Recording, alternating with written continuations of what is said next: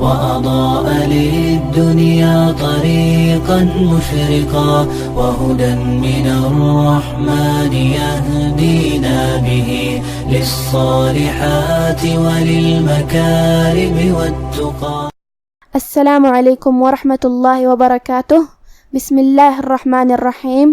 الحمد للہ الذی انزل علی عبدہ الکتاب ولم یجعل لہ عوجا والصلاة والسلام علی نبینا محمد وعلى آلہ وصحبہ اجمعین. اما بعد. رب اشرح لی صدری ویسر لی امری واحلل عقدۃ من لسانی یفقہ قولی. شروع کرتی ہوں اللہ کے نام سے جو بڑا مہربان نہایت رحم کرنے والا ہے. انشاءاللہ آج کے درس نمبر 99 میں سورۃ الانسان آیت نمبر 7 سے آیت نمبر 9 تک کی شرح اور ترجمہ سماعت فرمائیں گے. تو شروع کرتے ہیں. اعوذ باللہ من الشیطان الرجیم. یوفون بالنذر ویخافون یوما کان شرہ مستطیرا. کلمت بالنذر میں یہاں نون پہ تشدید ہے. 2 حرف کے برابر ہم حرف النون کو پڑھیں گے کیونکہ تشدید کی اصلیت 2 حرف ہے. پھر یہاں دال ہے. دال کی ادائیگی زبان کے سر اور اوپر والے دانتوں کے اندرونی کناروں سے ہے جو کہ اس پہ جزم ہے، لہذا ہمیں حرف الدال کو ظاہر کرنا ہے. آخری میں را کے نیچے زیر ہے تو یہاں را کا حکم ہے ترقیق. ہم حرف الرا کو ہلکی آواز میں پڑھیں گے. کلمت یخافون میں یہاں حرف الخا ہے. خا کی ادائیگی حلق کے اوپر والے حصے سے ہے. خا حروف تفخیم میں سے بھی ہے تو ہمیں اسے بھاری آواز میں پڑھنا ہے جو کہ اس کے بعد مد الف ہے، اور مد الف اپنے پیچھے والے حرف کا حکم لیتا ہے تفخیم میں اور ترقیق میں.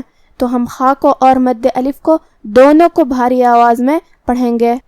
یخافون. کلمت یومن کے آخری میں میم پہ تنوین زبر ہے. پھر حرف الکاف ہے کلمت کانا میں. کاف حروف الاخفاء میں سے ہے اور اخفاء کا معنی ہے چھپا دینا. تو ہم یہاں تنوین کو چھپاتے ہوئے اور غنہ کے ساتھ یہ حکم کو ادا کریں گے. یومن کانا. کلمت شرہ میں یہاں را پہ تشدید ہے پیش کا، تو 2 حرف کے برابر ہم را کو پڑھیں گے اور اسے تفخیم سے بھی مطلب بھاری آواز میں. پھر آخری میں ہاں پہ الٹا پیش ہے. یہاں مد صلہ صغرا ہے. ہم اپنی آواز 2 مد کے برابر لمبی کریں گے. شرہ مستطیرا. کلمت مستطیرا میں یہاں سین ساکن ہے، لہذا ہم حرف السین کو ہمزے سے پڑھیں گے. ہمزے کا معنی ہے کہ حرف کی آواز ایسے کمزور ہو کہ اس میں پستی پائی جائے. پھر اس کے بعد حرف التا ہے اور اس کے بعد حرف الطا ہے. تا اور طا کی ادائیگی ایک ہی جگہ سے ہے اور وہ ہے زبان کی نوک اور اوپر کے دانتوں کی جڑ سے، لیکن حرف التا حروف الترقیق میں سے ہے اور طا حروف التفخیم میں سے ہے.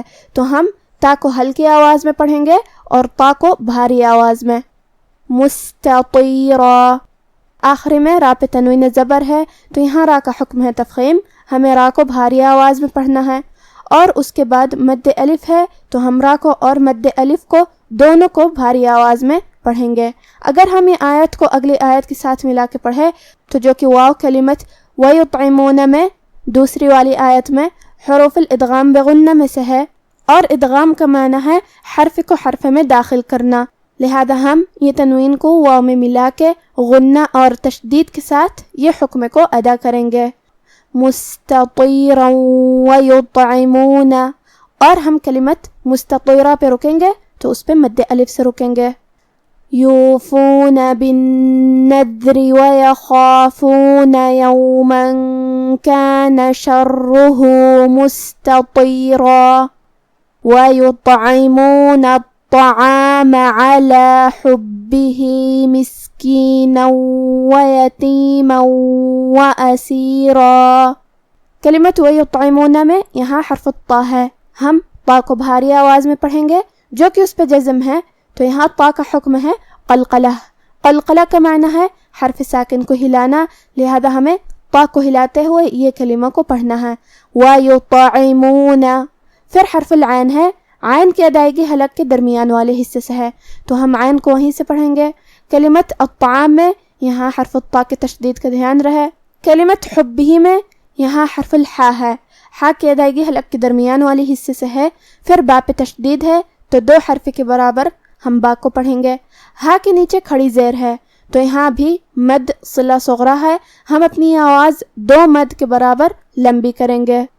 حبہ مسکینا، کلمت مسکینن کے آخر میں نون پہ تنوین زبر ہے، پھر حرف الواو ہے، تو یہاں بھی حکم ہے ادغام بغنہ، اور کلمت یتیمن کے بعد بھی یہاں حکم ہے ادغام بغنہ، تو ہمیں یہ حکم کو ایسے ادا کرنا ہے، مسکینا و یتیما و اسیرا۔ کلمت اسیرہ میں یہاں شروعات میں حمزہ قطع ہے تو ہم حمزہ کو ظاہر کریں گے اور حمزہ کی ادائیگی حلق کے نیچے والے حصے سے ہے۔ کلمت اسیرہ کے آخری میں را پہ تنوین زبر ہے۔ ہم یہ آیت کو اگلی آیت کے ساتھ ملا کے پڑھے تو جو کہ حرف الالف کلمت انما دوسری والی آیت میں حروف الاظہار میں سے ہے، اور اظہار کا معنی ہے ظاہر کرنا، اور تنوین کی اصلیت نون ساکن ہے، تو ہمیں یہاں تنوین ظاہر کرنا ہے اور ہم اسے نون ساکن پڑھیں گے اور بغیر غنہ سے یہ حکم کو ادا کریں گے۔ وَأَسِيرًا إِنَّمَا، اور ہم کلمت اسیرہ پہ رکیں گے تو اس پہ مد الف سے رکیں گے۔ وَيُطْعِمُونَ الطَّعَامَ عَلَى حُبِّهِ مِسْكِينًا وَيَتِيمًا وَأَسِيرًا إِنَّمَا نُطْعِمُكُمْ لِوَجْهِ اللَّهِ لَا نُرِيدُ مِنكُمْ جَزَاءً وَلَا شُكُورًا۔ کلمت انما میں یہاں نون کی تشدید کا دھیان رہے۔ کلمت نطعمکم یہاں ہمیں پا کو ہلاتے ہوئے یہ کلموں کو پڑھنا ہے۔ آخر میں میم ساکن ہے، پھر حرف اللام ہے، لام حروف الاظہار الشفوی میں سے ہے، تو ہمیں یہاں میم کو ظاہر کرنا ہے اور بغیر غنہ سے یہ حکم کو ادا کریں گے۔ نطعمکم لوجہ اللہ، کلمت لوجہ میں یہاں جیم پہ جزم ہے، جو کہ جیم بھی حروف القلقلہ میں سے ہے، تو ہمیں یہ حرف کو ہلاتے ہوئے یہ کلمہ کو پڑھنا ہے۔ لوجہ اللہ، جو کہ ہا کے نیچے زیر ہے، پھر لفظ الجلالہ ہے، تو ہمیں یہاں لفظ الجلالہ کو مطلب کلمت اللہ کو ہلکی آواز میں پڑھنا ہے۔ لوجہ اللہ، کلمت منکم میں یہاں نون ساکن ہے، پھر حرف الکاف ہے، یہاں حکم ہے اخفاء، تو ہم یہ حکم کو ایسے ادا کریں گے۔ منکم، کلمت جزاءن میں یہاں مد ہے، یہ مد واجب متصل ہے۔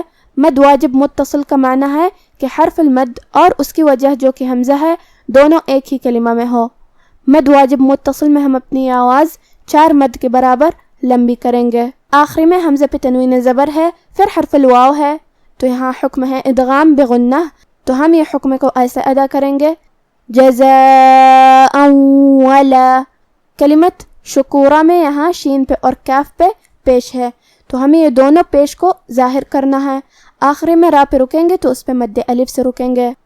انما نطعمکم لوجہ اللہ لا نرید منکم جزاء ولا شکورا۔ اب آپ سورۃ الانسان کی تلاوت تجوید کے ساتھ سماعت فرمائیں۔ اعوذ باللہ من الشیطان الرجیم۔ یوفون بالنذر ویخافون یوما کان شرہ مستطیرا ویطعمون الطعام علی حبہ مسکینا ویتیما واسیرا انما نطعمکم لوجہ اللہ لا نرید منکم جزاء ولا شکورا۔ یہ لوگ نظریں پوری کرتے ہیں اور اس دن سے جس کی سختی پھیل رہی ہوگی خوف رکھتے ہیں، اور باوجود کہ ان کو خود کھانے کی چاہت ہوتی ہے مگر فقیروں اور یتیموں اور قیدیوں کو کھلاتے ہیں، اور کہتے ہیں کہ ہم تم کو محض اللہ کی خوشنودی کے لیے کھلاتے ہیں، نہ تم سے بدلہ چاہتے ہیں اور نہ شکر گزاری۔ آج کا ہمارا درس یہیں ختم ہوتا ہے۔ سبحانک اللہم و بحمدک، اشہد ان لا الہ الا انت، استغفرک و اتوب الیک، والسلام علیکم ورحمۃ اللہ وبرکاتہ۔